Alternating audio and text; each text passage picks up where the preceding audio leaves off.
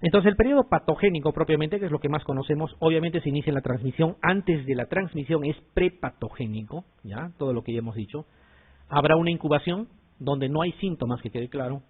Nadie presenta síntomas durante la incubación. La incubación es asintomática. En el prodromos empiezan los síntomas, pero son síntomas inespecíficos. ¿Ya? Inespecíficos. Les pongo el ejemplo, fiebre amarilla. En el periodo del prodromos viene la persona con cefalea y con fiebre a veces solo con cefalea y malestar. ¿Alguien me podría decir que es fiebre amarilla solo por cefalea y malestar? Si un montón de cosas te pueden causar cefalea y malestar. Ese es el prodromos, o sea, no tiene algo específico que a ti te haga pensar. Aquí hay otro concepto que se maneja que es el periodo de ventana. ¿Ya? El periodo de ventana ya incluye lo que son exámenes de laboratorio. ¿Qué cosa es el periodo de ventana? Es aquel en el cual, aun cuando la persona ya está infectada, los exámenes que te van a dar resultado todavía salen negativo, negativo, negativo, a pesar de que ya la persona está infectada. Ese es el periodo de ventana. El mejor ejemplo que tenemos es la ventana del VIH. La persona se infecta, ¿no es cierto? Y empieza a generar anticuerpos de a pocos. Si yo le hago muy precozmente los exámenes, me sale negativo, a pesar de que ya está infectado con VIH. ¿Ya? ¿Y por qué me sale negativo? Porque esos anticuerpos todavía no están en cantidad suficiente para ser detectados por las pruebas de laboratorio, ¿no? Por ejemplo, los ELISAs de tercera generación, a partir de la tercera semana recién, pueden captar esos anticuerpos. Los de cuarta generación demoran 16 días más o menos, o sea, se acorta un poco en captar ese tipo de anticuerpos. Entonces, ventana hay para todas las enfermedades infecciosas. Nadie en su sano juicio va a usar, por ejemplo, anticuerpos contra fiebre tifoidea a los 2 días del prodromos. Por mucho que sospeches y digas, no, yo le he visto a esta persona ingiriendo comida en mal estado y lo que tiene debe de ser una fiebre tifoidea. Está bien, mi sospecha está perfecta, pero si le hago exámenes no va a salir nada. Ya, esa es ventana. Ya, esa es ventana. Luego viene la fase clínica, donde ya hay manifestaciones clínicas típicas, ya. Y antes del periodo de convalecencia viene el estado de defervescencia. Estas dos ya probablemente no las vemos porque nosotros abortamos ya a la enfermedad durante la fase clínica. Intervenimos dando antibióticos, antivirales o tratando al paciente y hacemos que ya la defervescencia y la convalecencia no se ven. ¿Por qué se caracterizan ambas? No está de más comentarles. La convalecencia ya es prácticamente la total remisión de lo que podría quedar como clínica para que la persona vuelva a recuperar lo que era antes. La defervescencia, al contrario de lo que uno puede pensar, es un incremento en la clínica previo a la convalecencia, ya que solo se ve en la historia natural de la enfermedad. Un empeoramiento clínico, ¿ya? Antes de entrar a la fase de convalecencia. Estas dos últimas ya no se ven. Si iniciamos el tratamiento, hasta la fase clínica podemos ver. Pero vamos a ser más exactos. ¿Dónde actuamos de todas estas fases nosotros? Y vamos a decir en el 99.9% de las veces. Aquí, en la fase clínica. O sea, nos hemos atrasado todo lo que está acá. Y la prevención primaria justamente quiere trabajar aquí. La medicina preventiva quiere trabajar aquí para que no haya todo lo demás. ¿Y es válido? Sí, es válido. Lo que pasa es que en nuestra cultura médica, y me incluyo, nos han formado para trabajar netamente en la fase clínica. Casi no tenemos formación de la fase preventiva. Y cuando nos dan esa tarea, asumimos de que es una tarea que no es para los médicos y que nos están utilizando. Por ejemplo, los centros de salud que se han hecho para atención primaria, ¿qué hacen al final? Hacen lo mismo que hacen en el hospital. Y si tuvieran su resonador y su tomógrafo, prácticamente internarían, harían cirugías, o sea, harían todo igualito como se trabaja en el hospital. Ya, en realidad no es esa. La misión de los establecimientos de primer nivel es trabajar en el primer nivel. Inmunizaciones, ¿no? Reordenamiento del medio ambiente, consejerías para evitar enfermedad. Ya, pero como nos han formado de otra forma, hacemos más o menos lo mismo. Es por eso que cuando van al SERUMS, ¿cuál es el principal error que cometemos? Llegamos y queremos dopamina, queremos catéter venoso central, porque así nos hemos formado. No asumimos de que estamos en prevención primaria. Tenemos que trabajar evitando las enfermedades. Realmente cuando ya vamos a salir del SERUMS nos damos cuenta. ¿Ya? Entonces ese ciclo se va repitiendo y repitiendo. Ya, pero que quede claro eso, ¿ah? Ese concepto quiero que les quede claro. Fase clínica, ¿no? Ahí más o menos actuamos, evitamos los dos siguientes que es defervescencia y convalecencia. Bueno, Dice, miren, el lapso de tiempo entre la entrada de un agente infeccioso en el huésped. ¿Qué significa eso? La transmisión, ¿no? Ya hubo transmisión. Dice, y el principio de los síntomas. ¿Qué significa? Que todavía no hay síntomas. Pues dice el lapso de tiempo entre la entrada del agente infeccioso y el inicio de síntomas. Hay una brecha ahí, todavía asintomático, ¿no? ¿Cómo se llama? Dice eso. ¿Periodo de transmisibilidad? No, pues porque ya se transmitió. Periodo de incubación, sí podría ser, ¿no? Porque hablamos de no síntomas. Periodo preinfeccioso, no sé a qué se refiera. Periodo de no contagiosidad tampoco está incluido entre los términos que usamos. Y ya saben que ninguna de las anteriores no tiene validez. Está claro, ¿no? Es periodo de incubación. No hay síntomas, ¿ah? En ninguna incubación hay síntomas. ¿Ya? Muy bien. Seguimos. Esto preguntan más que lo anterior. Conceptos de epidemia, endemia, pandemia, ¿no? Y hay otros conceptos también que felizmente no son de uso rutinario porque no son oficiales, pero sí son muy comunes. Holoendemia, hiperendemia, mesoendemia, ¿ya? Que lo vamos a mostrar luego, solamente a manera de informar. No sería justo que pregunten eso porque no está considerado dentro de lo que se debe de manejar. Bueno, de manera general podríamos hablar de estas tres. A ver, vamos a hablar, a grosso modo. Para que sea como venga el concepto, ustedes la respondan. Hablemos otra vez de malaria. Si hablo de Iquitos, si hablo de Ucayali, son zonas donde siempre ha habido malaria, al menos siempre en los últimos años. Y la lógica me dice que en los próximos años va a seguir habiendo malaria, ¿sí? O sea, es una zona donde habitualmente hay malaria, ¿sí? ¿Estamos de acuerdo? Ya, habitualmente hay malaria. Pero eso no significa que yo voy a esperar pacientemente a que haya infinidad de casos.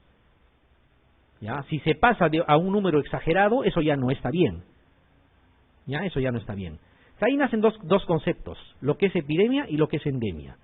Lo primero que hemos mencionado vendría a ser endemia, o sea, la presencia de la enfermedad en una zona determinada, más o menos por un tiempo prolongado, y que es de esperar que yo espere casos ahí, en un número o en una cifra esperable, ¿no? Acá dice proceso patológico que se manifiesta a lo largo de mucho tiempo en una población o zona geográfica. Ejemplos, varios ejemplos. Uno de ellos es malaria, por ejemplo, en la cuenca amazónica del Perú. Otro ejemplo, infecciones respiratorias agudas en las zonas altoandinas del Perú. Otro ejemplo, dengue en las zonas de Loreto, de Ucayali, también por ejemplo, ¿no? Y así podríamos ir hablando de varias zonas endémicas, por ejemplo, hepatitis en la zona Sierra Sur y Sierra Centro del Perú también. Podríamos hablar de varias cosas más, ya, pero eso es más o menos endemia, o sea, sitios donde habitualmente está presente una enfermedad infecciosa. Cuando hablamos de epidemia cuando la cifra se va para arriba, se va más allá de lo que nosotros esperamos, ¿ya? Entonces acá dice bien claro, incremento significativamente elevado de un número de casos de una enfermedad con respecto al número de casos esperados. O sea, si yo, por ejemplo, todos los años tengo más o menos 1000 casos de malaria en una zona, y este año vuelvo a tener 960, más o menos es lo que yo esperaba. Pero si se pasó a 7000 casos, eso ya se salió de lo habitual. Eso es una epidemia. Ya, pero estoy hablando a grosso modo, empíricamente. Hay formas de medir, de cuantificar los casos para ver si estamos o no en epidemia. ¿Qué cosa es pandemia en todo caso? Es una epidemia, pero que abarca a la vez muchos territorios que están adyacentes, de tal manera que el territorio se hace extenso. Por ejemplo, cuando hablábamos de influenza H1N1, hablábamos de pandemia. Entonces, ¿por qué? Porque a la vez estaba afectado Perú, estaba Chile, estaba Ecuador, Colombia, Venezuela, Brasil y Centroamérica, ¿no? Y varias partes del mundo también, y a la vez. Eso es pandemia. O sea, en grandes extensiones geográficas. Por eso dice aquí, epidemia a lo largo de un área geográficamente extensa, sea un continente o incluso todo el planeta puede estar afectado en algún momento. Ya, eso es una pandemia. O sea, es una epidemia que abarca grandes territorios. ¿Ya? Entonces, ¿cómo se van a dar cuenta en el examen? Darse cuenta entre endemia y epidemia es fácil. ¿Cuándo van a darse cuenta que les hablan de pandemia? Cuando les hable de territorio. Porque tiene que hablarles de territorio. ¿Ya? Entonces, habla de territorio o de zonas geográficas, más aún si hace referencia a que son extensas, están hablando de pandemia. ¿Ya? Y es importante esto se den cuenta porque yo personalmente he podido comprobar que muchos colegas, ya que conocedores del tema y etcétera, y que garantizaban responder este tipo de preguntas, se han equivocado en el examen. Se han equivocado por leer rápido o por no percatarse de algún detalle. Y ahí eso no está bien, porque equivocarse en lo que uno sabe es casi autoanularse uno mismo. ¿Ya? Entonces ese concepto es importante. Y las preguntas más o menos son así, como esta que dice la presencia de nuevos casos de enfermedad en un número superior al esperado. Clarita la pregunta, ¿no? Tampoco puede ser más difícil, eso es lo que les van a preguntar. ¿Ya? Entonces ya saben que oficiales no son, hiperendemia no es un término oficial, ¿ya? Aquí les dan epidemia, endemia, epizotia y pandemia. Creo que está claro que la respuesta es epidemia, ¿no es cierto? Endemia ya sabemos qué es, pandemia también. ¿Qué cosa es epizotia? Entonces, epizotia es comportamiento anómalo en especies animales que dan señal con eso de la presencia o circulación de alguna enfermedad por la zona. ¿Ya? Básicamente, en nuestro medio, lo más aplicable es al caso de fiebre amarilla. Epizotia es que yo encuentre monos muertos en zonas cercanas, por ejemplo, a la población. Yo debo de asumir que el virus salvaje de la fiebre amarilla está circulando en zonas muy cercanas a la población, por eso hay un mono muerto. Ese mono debe haber muerto por fiebre amarilla probablemente. Eso es vigilancia de epizotias. ¿Ya? O que encuentre en el camino un mono enfermo, ¿ya? Y me doy cuenta que es enfermo porque lejos de escaparse, yo paso por su costado y como que no se mueve. Ya significa que está tan enfermo que no tiene capacidad de reacción. A veces incluso lo puedes hasta alzar. ¿Ya? Entonces eso es una epizotia. Y eso es aplicable en nuestro medio al menos para lo que es fiebre amarilla. Ya, porque no tenemos otra enfermedad de más o menos esas características. Otra epizotia aplicable en lo que es rabia es, por ejemplo, que encontremos ganado vacuno con signos de mordedura. Les decimos, aquí hay rabia silvestre que está circulando cerca, ¿ya? Y hay que tomar medidas. Eso es epizotia, vigilar o comportamiento anómalo en especies animales que indirectamente te están avisando de que existe algún agente infeccioso potencialmente peligroso para el humano y que está circulando cercano a donde habitualmente habitan las personas, ¿ya? Eso es epizotia. Lo demás son conceptos conocidos. Miren esta otra, dice: en un distrito rural del país se notificaron durante la primera semana del año 2 casos locales autóctonos de rabia humana, 2 nada más, ¿ah? Enfermedad que no se observó en las últimas 3 décadas. ¿Cuál es la situación que define, o esta situación se define como qué? Ojo, que había 3 décadas, o sea, 30 años que no había ni un solo caso. Que era de esperar este año que tampoco haya ningún caso, porque eso era lo habitual, pero hubieron 2.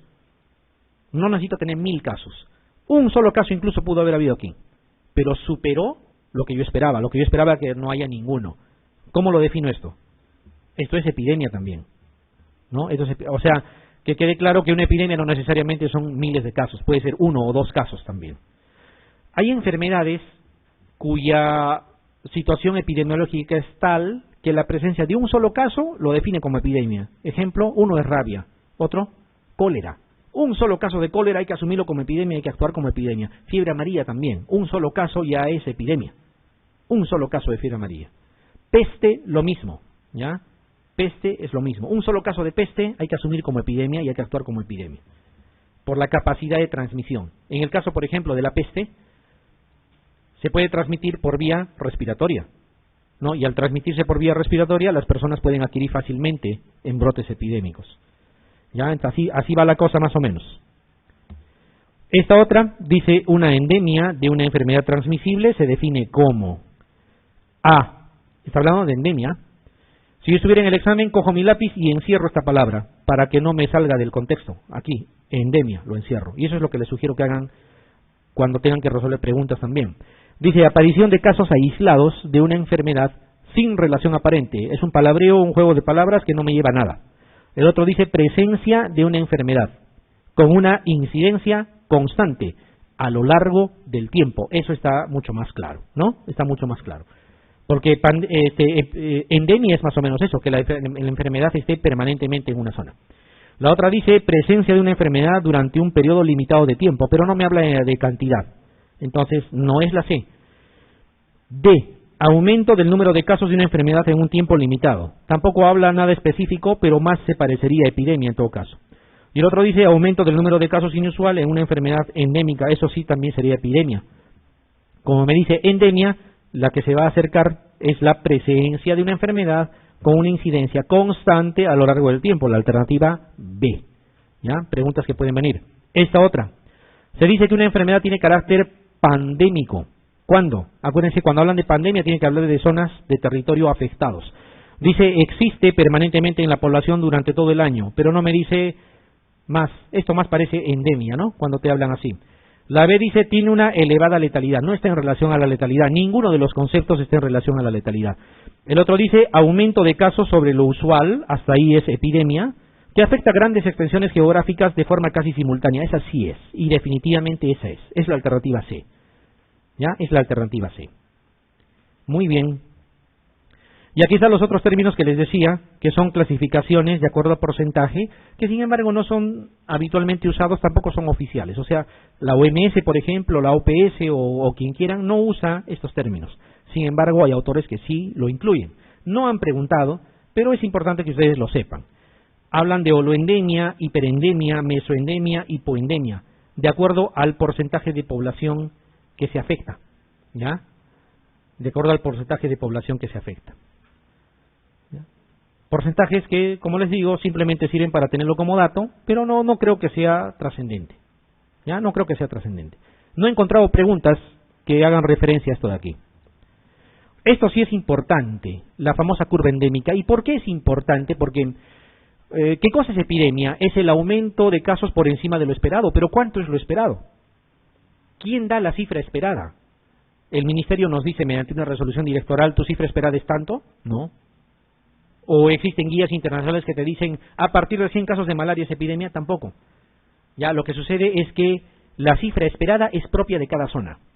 Si yo soy el jefe del establecimiento de salud de una zona rural, por ejemplo, donde existe, vamos a decir, dengue, por poner un ejemplo, ya, yo soy el responsable de fabricar mi curva endémica para ver en qué momento estoy en epidemia y en qué momento no. Ya, o sea, no es una situación que sea cifras definidas, no.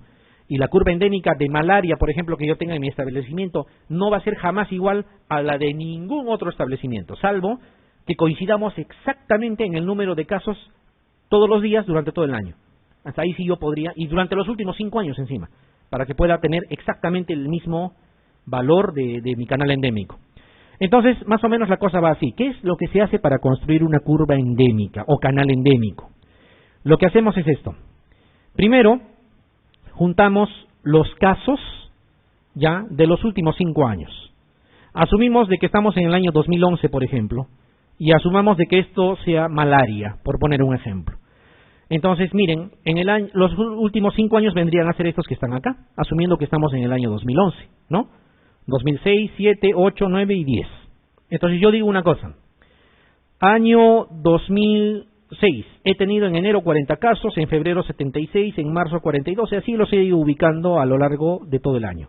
En el año 2007 estas han sido mis cifras, en el 2008 esto de aquí, en el 2009 y en el 2010. Eso es lo primero que se hace y es una cosa muy sencilla. ¿Ya? Ahí no hay nada que discutir. Segundo paso, ¿qué se hace? Nos olvidamos del año y los meses. Me quedo con cifras.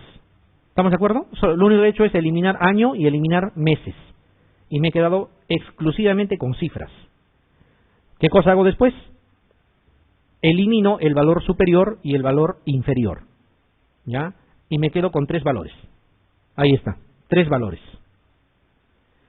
¿Ya? Y yo lo que voy a decir es que si estos valores yo los ubico en un plano cartesiano, ¿ya? En un plano cartesiano, donde en el eje de las abscisas o en el eje X, si es que quieren llamarlo de esa forma, yo coloco meses, y en el eje de las ordenadas o en el eje Y coloco cantidad de casos, voy a tener una manera de monitorear casos por cada mes. ¿Sí? ¿Estamos de acuerdo? Ya. Entonces, ¿qué hago? Voy a asumir de que las cifras inferiores deben de unirse entre sí formando una línea. Las cifras del medio lo mismo y las cifras superiores lo mismo. Voy a crear en el espacio 3 líneas. ¿Estamos de acuerdo? 3 líneas. Entonces, ¿cuántos espacios estoy creando? La línea que está por debajo, o sea, el espacio que está por debajo de la primera línea es un espacio.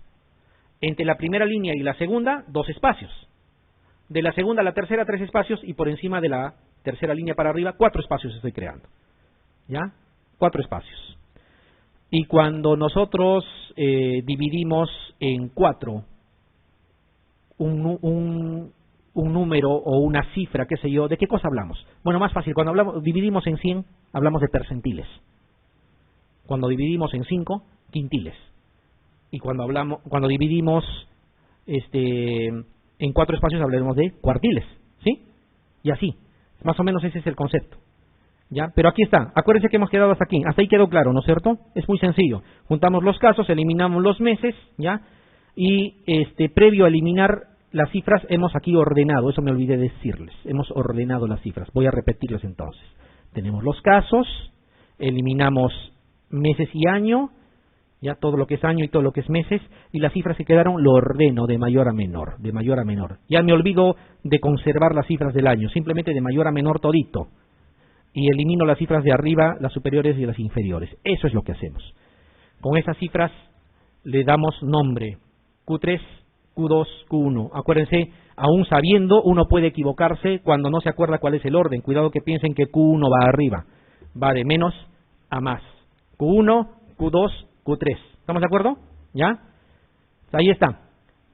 Es esto mismo. Q1, Q2, Q3, aquí está. Y en base a eso voy a describir mi canal endémico. Ahí está el número de casos y aquí está los meses. ¿Ya? Número de casos y meses.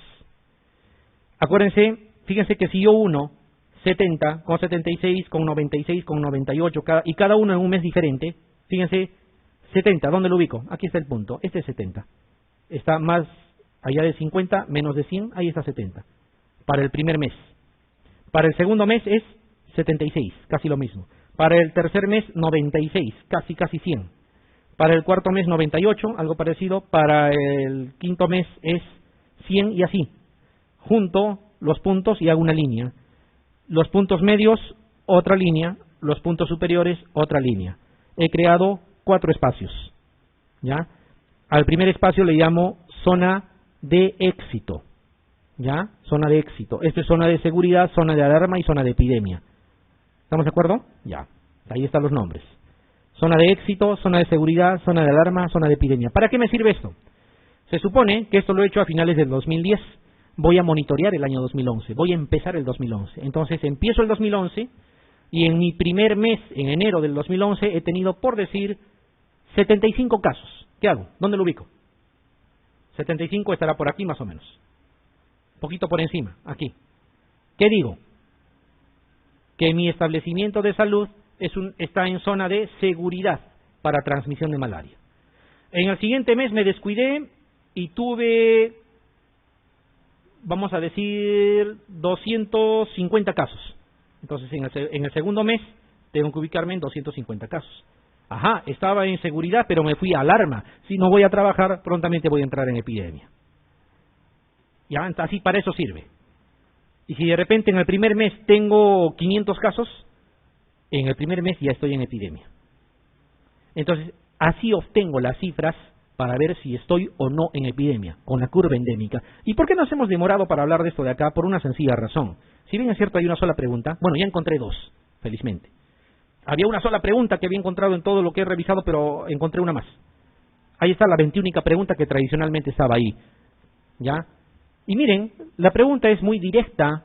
Les dice, en la curva endémica se denomina zona de éxito a la que se encuentra. Y uno, si no ha revisado el tema, bueno, ¿a qué se referirá? Pues, ¿qué cosa será por debajo de Q1, entre Q2 y Q3, por ejemplo? ¿A qué se refiere? Si dice zona de éxito, es la que está más abajo. Por debajo de, ¿cuál es el primero que iba? Q1, después Q2 y al final Q3. O sea, por debajo de Q1. Y así de sencillo. La alternativa, una pregunta que les aseguro, si no le toman interés al tema, la mayoría se va a equivocar, o bueno, si se sabe de memoria la respuesta y preguntan lo mismo, en buena hora. Esta otra, interesante la pregunta. No es de examen de recientado, pero en mi afán de buscar preguntas encontré una pregunta aquí. También podría ser, porque es más o menos las mismas personas que plantean el examen. Ya, pero hagan de cuenta, si estuvieran en el examen y les preguntan así, a ver, respóndanlo. Dice, en la semana epidemiológica 32, un establecimiento de salud notifica 475 casos de malaria, que supera en la zona de seguridad del canal endémico sin llegar a la zona de epidemia. La situación epidemiológica de la malaria para esta jurisdicción es preepidemia, que no existe ese término, de seguridad, brote epidémico, alarma, endemia. ¿Qué van a elegir?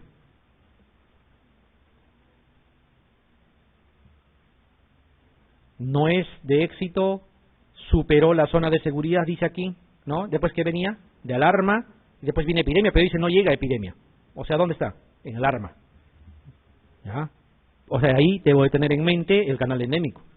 Si no, no lo puedo responder. Esto de la zoonosis también es importante. Ya, si bien es cierto el concepto lo conocen, zoonosis, a grosso modo es una enfermedad que afecta a animales y a humanos. Eso es una zoonosis. ¿Ya? Habrá algunas que afectan más a animales y no tanto a humanos, y tienen otro nombrecito, se llaman zooantroponosis, así se llaman. ¿Ya? Y habrá algunas que afectan por igual a humanos y animales, y esas se llaman antropozoonosis, pero ambas son zoonosis. ¿Ya? Ambas son zoonosis. Entonces, ejemplos de zoonosis, de las más comunes, leptospira, zoonosis, da a animales, da a humanos. Esa sería, por ejemplo, una antropozoonosis. ¿Por qué?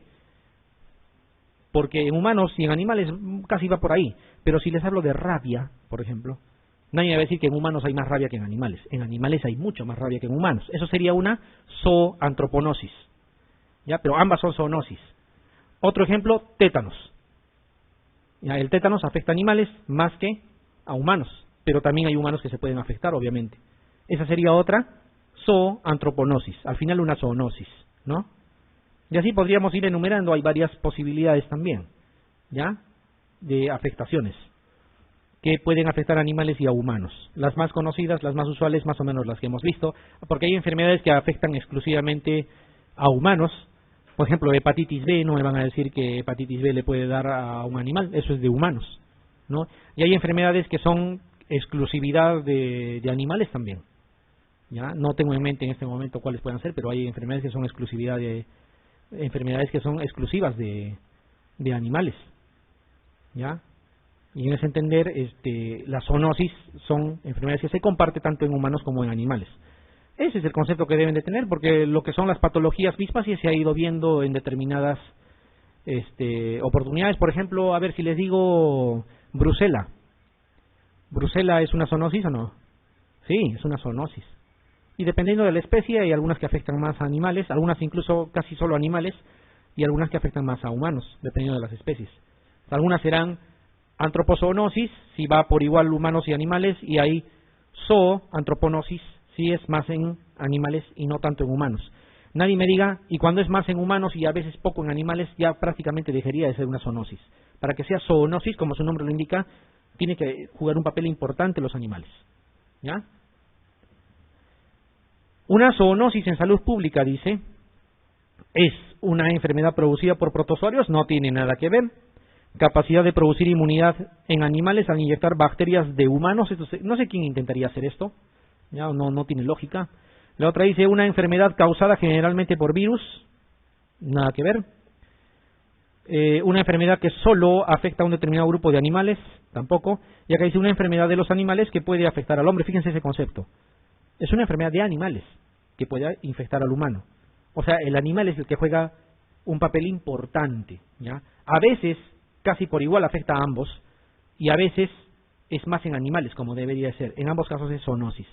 No podemos pretender que sea más de humanos y a veces afecte a los animales, ¿ya? Eso no está dentro de la zoonosis. Podría haber casos, quién sabe, pero eso no está dentro de la zoonosis, ¿ya? No se olviden, esa es la situación, la alternativa es aquí. Y miren, esto, aunque no me crean, es pregunta de examen, de un examen algo ya anterior, pero preguntado en un examen de recientado. Y dice la diferencia entre antropozoonosis y zooantroponosis. Una pregunta un poco trabalingüística, pero la han preguntado, es importante el concepto. Dice antropozoonosis, acuérdense, ahí está el humano, ¿no? Por igual con el animal, ¿no? Más o menos por igual. Dice, cuando animal y hombre comparten igual infecciosidad. Bueno, sí, me parece correcto eso de ahí. Ya les he dicho, marquen de frente la alternativa, pero cuidadito, cuando hay todas las anteriores o combinaciones, hay que seguir leyendo. ¿Ya? Si ya, y es más, yo diría una cosa, miren, yo estoy en el examen y estoy apurado, leo esto y encuentro que esto sí es verdad, y veo son ciertas A y B, la única que me daría la molestia de revisar sería la B más, porque puede ser que sea A y B. ¿Sí? Y si no es la B, marco la A y punto, ya ni miro lo demás. ¿Ya? Son métodos de resolución rápida, que vamos a hablar en su momento. ¿Ya? Vamos a hablar en su momento. La B, ¿qué dice? Porque podría ser también, dice zooantroponosis, cuando la transmisión es preferentemente animal y ocasionalmente humana, también es real. Tiene que ser A y B. Ya no tengo necesidad de ver lo demás. ¿Ya? Es A y B. Bueno, por estar en clase, ¿qué cosa es la zooantroponosis según la alternativa C? Dice es el paso directo del agente infeccioso del animal al hombre, no está en relación a ese concepto. La D dice no existen diferencias, son dos formas de decir lo mismo. No, sí hay diferencias. Y era de acuerdo a dónde prevalecía más la infección, ¿no?